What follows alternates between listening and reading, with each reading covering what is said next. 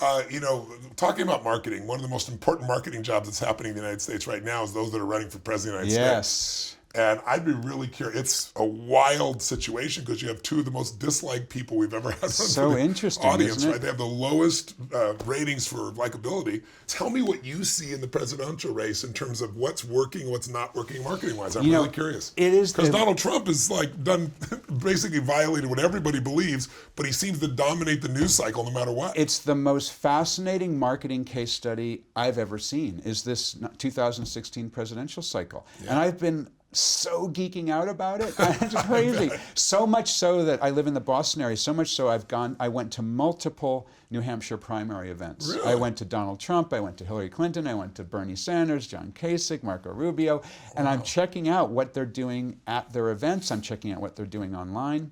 Every single one of them failed to integrate offline marketing with online marketing. Explain. So they all have these rallies, these events, and it's hugely time-consuming for the candidates to spend 2 hours in a high school gym with 250 New Hampshire people.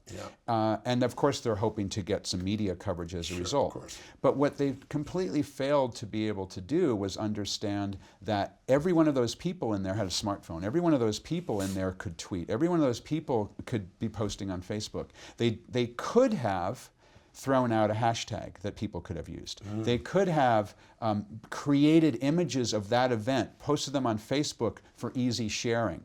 Oh my gosh, I'm on the Hillary Clinton Facebook page. I was at this event, so I'm gonna. None of them did it. Not a single one? Not a single one did it. Wow, that's wild. But interestingly, Hillary Clinton actually had a really interesting technique for getting people to share. She's the selfie ninja. What do you mean? She works the rope line. She grabs your mobile phone from your hand, and she takes it from you and does. Here, I'll do this for you. I'll do it for you. Yeah. And I calculated that she can get that selfie off in 7.2 seconds. Wow. As opposed to Bill would be at the same. As opposed you'd see she and Bill together. What's the difference? Well, Bill lets, like everyone else, lets you take the picture. Right. And plus, he loves to spend the time with the person too, right? He does. But he's not running for president this time, of course. She is, and she wants to get as many people as possible because every one of those people, like I got a selfie with her. I posted it. I had several hundred people who liked it and probably several thousand who saw it. So with 7.2 seconds, she was exposed to 1,000 people. You do that for the whole room, you're exposed to tons of people. But if you're waiting for the person to take the photo, it takes a little bit longer. They get nervous. It's blurry. And she's the selfie ninja. And the other most interesting thing, though, is Donald Trump, who is the most real-time of candidates. Absolutely real time. We talked about newsjacking. He is the newsjacking master. Right? And he beats up the media, and they still go to him because he brings so many ratings. And whenever they need a quote on a story, they go to his Twitter feed and they yank the quote off. That's newsjacking. And there's always conflict there too. And he's always got conflict. And that's an interesting point. I don't think I've seen anything he's done that doesn't have conflict. It all does. It all does. Wow.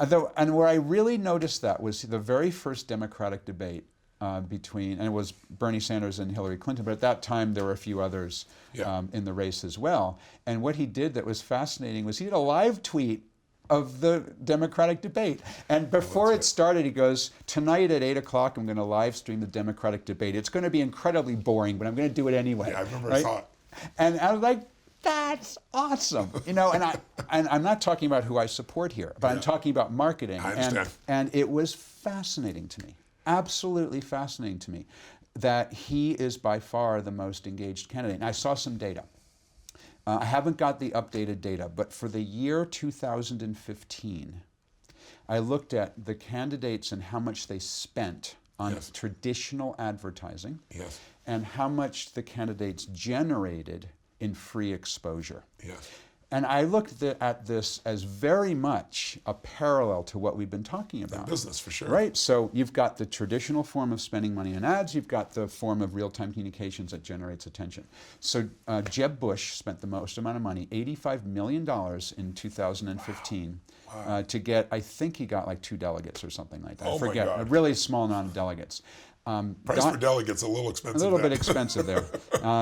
Donald Trump spent way less than that, just a couple of $1 million, but generated $1.9 billion worth of free exposure. In other words, free media, people talking about him, which was more than every other candidate put together. Wow. Yeah. No, I saw similar numbers. Incredible. It was mind-boggling because he always talks about, I'm funding my campaign, but he's not spending anything by comparison to anybody else in the field. Amazing. He just gets the media to respond. Now, comment on Donald Trump, very often it's conflict. He's usually extremely negative in most of his communication.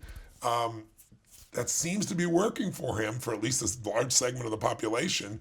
How do you look at that as a marketer from your perspective? Well, what's interesting about that is has been, up until the time that you and I are talking now, been dealing with the Republican primaries. Right. And so he's been talking to a small-ish niche audience. Okay. And that seems to have been working for him. Yes. It'll be really interesting to see if that works I have in the the same general question. audience. Yeah, and I'm not sure. And will he pivot and change his approach? I don't know. Yeah. Will he use the same approach? It's certainly working for him. Maybe he'll use the same approach. That's why I think this is so fascinating. I geek out about it so much. It's going to be interesting to see. It's really, really interesting. It's also, though, in business, in business very often what I found is there's a life cycle, obviously, to all businesses, just like a life cycle to human beings. And what you get rewarded for in the beginning usually is why 96% of all businesses are gone in 10 years, 4% make it. That doesn't mean they're profitable, but it's because what you're rewarded for is not listening to anybody else, doing it your way. Because if you listen to everybody, you wouldn't even start the business. They go, you're crazy, right? So you don't listen, you grow. And then there's a point where there's enough scale to your business or your message or whatever that now there's more people involved, there's more. And now if you keep doing the same thing and you don't listen, you get hit. So it's going to be interesting to see if that happens with Donald Trump or not. What would your advice be to Donald Trump? My advice to Donald Trump is got to be authentically him, whatever that really is, right? You can't, if you fake it, it's going to destroy his whole process. But if I was talking to Donald Trump, and I know him personally, so he doesn't really give a shit anybody's advice. He's going to go where he wants to go.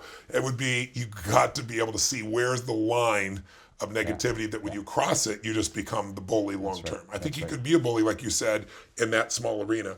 I don't know if he can be the bully in the big arena. I don't know either. And the more his negatives go up, the less likely that he can be elected. But Hillary's negatives are also so high, it's just, it's crazy. Fascinating. I never thought in my lifetime that I would see two politicians running that were almost equally disliked by such a large number of people. It's truly wild. It's going to be interesting to see what happens. But on the other hand, it's fascinating that it's like so drawn out. Yeah. And what's going to matter is the real time near the voting booth, right? And ultimately, there's a lot of people who say that they don't decide till they get to the booth, or they don't decide till they wake up that morning. So we still have months and months and months to go. It just reinforces the real time close to the vote. What you teach is going to probably be the biggest thing. Although the stacking of all this time is certainly going to have an influence on many people. And I get my popcorn and my glass of wine, and I watch the debates. It's fantastic.